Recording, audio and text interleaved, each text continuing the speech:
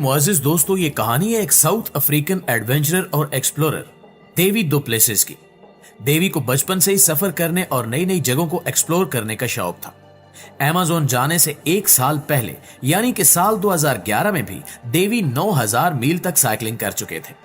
इनका ये सफर मिस्र के शहर कायरो से शुरू होकर साउथ अफ्रीका के ब्लीटो टाउन में जाकर खत्म हुआ था और इस पूरी जर्नी में इन्हें 120 दिन का वक्त लगा था।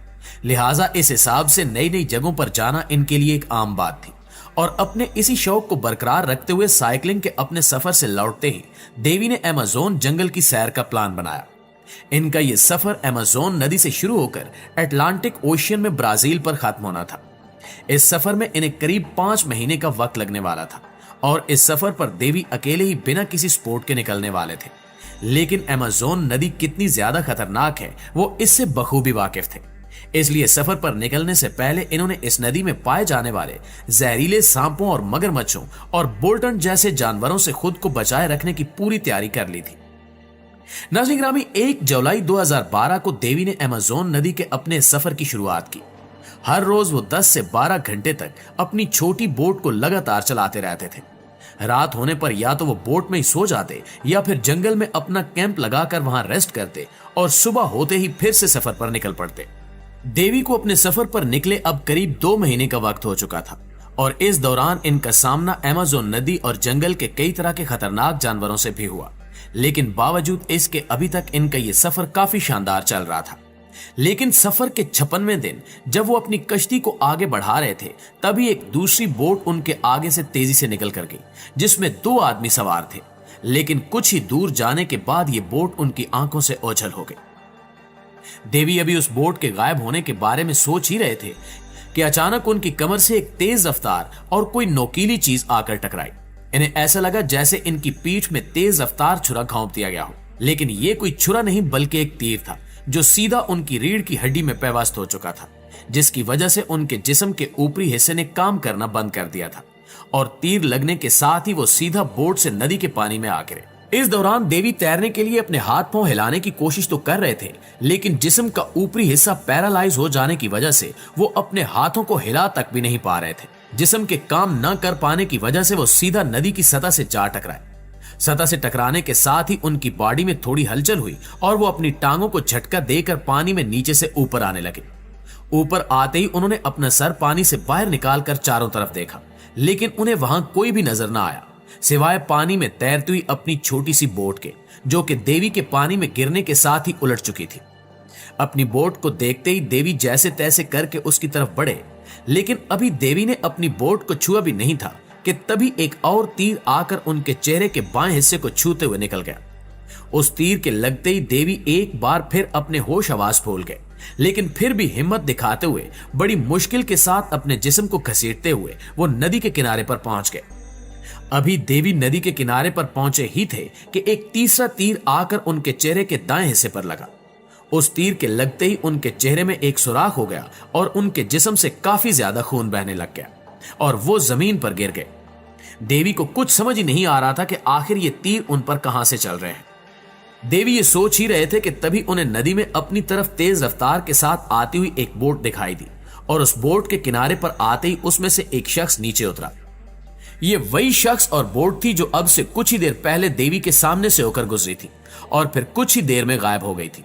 उस शख्स को देखते ही देवी को सारा माजरा समझ आ गया और इन्हें अपनी एक बड़ी गलती का एहसास भी हो गया, जो कि उन्होंने अपने इस सफर के शुरू होने से पहले ही कर दी थी। दरअसल उस नदी में पाए जाने वाले खतरनाक जानवरों से बचने के लिए तो देवी ने पूरी तैयारी कर ली थी, लेकिन इन सब के दरमियान वो खुद पर आने वाले एक खतरे को पूरी तरह से भूल चुके थे और वो खतरा था अमेज़न नदी के खतरनाक आदिवासी लुटेरे। ये लुटेरे अपने सामने आने वाले हर शख्स को मौत की नींद सुलाकर उसका सारा सामान लूट लेते थे। उन लुटेरों पर ना तो देवी का ध्यान गया और ना ही इनसे बचने के लिए उन्होंने कोई मंसूबा बनाया था। देवी को समझ आ चुका था कि उन पर तीर चलाने वाला कोई और नहीं बल्कि ये अमेज़न नदी के लुटेरे हैं और ये जो शख्स बोट से उतरा था इसका ही दूसरा साथी छुपकर इन पर तीर चला रहा था। देवी के दिमाग में ये सब कुछ चल ही रहा था कि तभी उन्हें जिंदा देखकर उस लुटेरे ने देवी को मौत के घाट उतारने के लिए एक लंबा और तेज धार चाकू निकाला। मौत को अपने इतना करीब देखकर अपने आप को जिंदा बचाने के लिए देवी के जिस्म में एक बार फिर से हिम्मत आ गई और वो उठकर भागने लगे।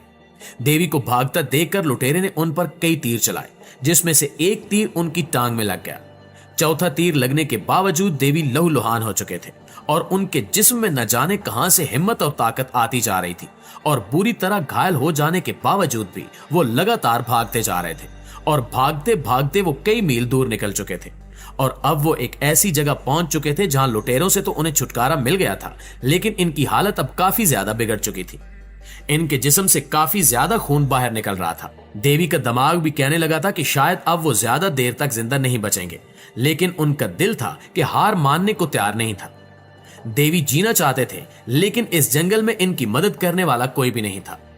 इसलिए देवी ने एक बार फिर से हिम्मत दिखाई और बुरी तरह से घायल हो जाने के बावजूद मदद ढूंढने के लिए निकल पड़े। किस्मत से लगभग 1.5 मील चलने के बाद उन्हें 2 आदिवासी मिले। देवी की हालत देखते ही वो उन्हें अपने साथ ले गए। देवी अब इस कदर घायल हो चुके थे कि अगर इन्हें वक्त पर हॉस्पिटल न पहुंचाया जाता तो वो किसी लम्हे भी दम तोड़ सकते थे, लेकिन नजदीकी हॉस्पिटल भी वहां से काफी दूर था और इन आदिवासियों के पास भी कोई जदीद सवारी नहीं थी जिससे वो जल्दी जल्दी देवी को हॉस्पिटल पहुंचा सके। इसलिए वो आदिवासी देवी को अपनी बोट में डालकर हॉस्पिटल के लिए निकल पड़े। नाज़रीन गिरामी, आपको बताते चलें कि ये सब आदिवासी पैसों के लालच में कर रहे थे, यानी अगर वो देवी को हॉस्पिटल पहुंचा देंगे तो बदले में देवी भी इन्हें कुछ माल जरूर देंगे। लेकिन जब इन्हें पता चला कि देवी का सारा पैसा और माल लुट चुका है तो वो उन्हें बीच रास्ते में ही छोड़कर वापस चले गए। देवी में अब इतनी हिम्मत नहीं बची थी कि वो उठते और आगे चल सकते। इतने लंबे अरसे से मौत से लड़ने और हिम्मत दिखाने वाले देवी भी अब हिम्मत हारने लगे थे। वो ये मान चुके थे कि शायद मौत अब उन्हें किसी भी लम्हे गले लगा सकती है, लेकिन इनकी किस्मत को कुछ और ही मंजूर था। दरअसल देवी को वहां से छोड़कर जाने के बाद दूसरे कबीले के आदिवासी उन्हें वहां मिल गए और उन्हें वहां से थोड़ा और आगे एक और जगह पर पहुंचा दिया। फिर आगे एक दूसरे कबीले के आदिवासियों ने उन्हें थोड़ा और आगे पहुंचाया। इस तरह अलग अलग आदिवासियों की मदद से देवी हॉस्पिटल तो पहुंच गए, लेकिन हॉस्पिटल पहुंचने के बाद भी इनकी मुसीबतें कम नहीं हुई। दरअसल हॉस्पिटल पहुंचने के बाद देवी के पास ना तो इलाज करवाने के पैसे थे और ना ही डॉक्टर देवी की जुबान समझ पा रही थी। इसलिए देवी ने अपनी मां को फोन करके सारा वाकया बताया। देवी की मां ने समझदारी दिखाते हुए फेसबुक पर इस वाकये को डालकर मदद की अपील की। देवी की मां का यह आइडिया काम कर गया और 2 लोग देवी की मदद के लिए हॉस्पिटल पहुंचे।